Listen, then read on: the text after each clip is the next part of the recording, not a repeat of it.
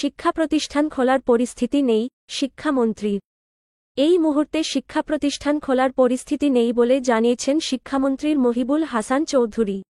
শিক্ষা প্রতিষ্ঠান খোলার বিষয়ে জানতে চাইলে তিনি বলেন, এই বিষয়ে যারা দায়িত্বপ্রাপ্ত আছেন তাদের সঙ্গে আলোচনা করতে হবে। এই মুহূর্তে সেই পরিস্থিতি, শিক্ষা প্রতিষ্ঠান খোলার পরিস্থিতি তো নেই। সোমবার ২৯ জুলাই বিকালে শিক্ষা মন্ত্রণালয়ের সম্মেলন কক্ষে বিশ্ববিদ্যালয়ের শিক্ষকদের সঙ্গে এক বৈঠকে সাংবাদিকদের প্রশ্নের জবাবে তিনি এ কথা বলেন।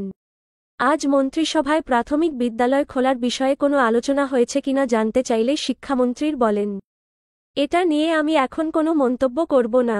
সেখানে কি আলোচনা হয়েছে সেটি নিয়ে বাইরে আলোচনা করা যায় না। বৈঠকে প্রধানমন্ত্রীর শিক্ষা ও সংস্কৃতি বিষয়ক উপদেষ্টা ড.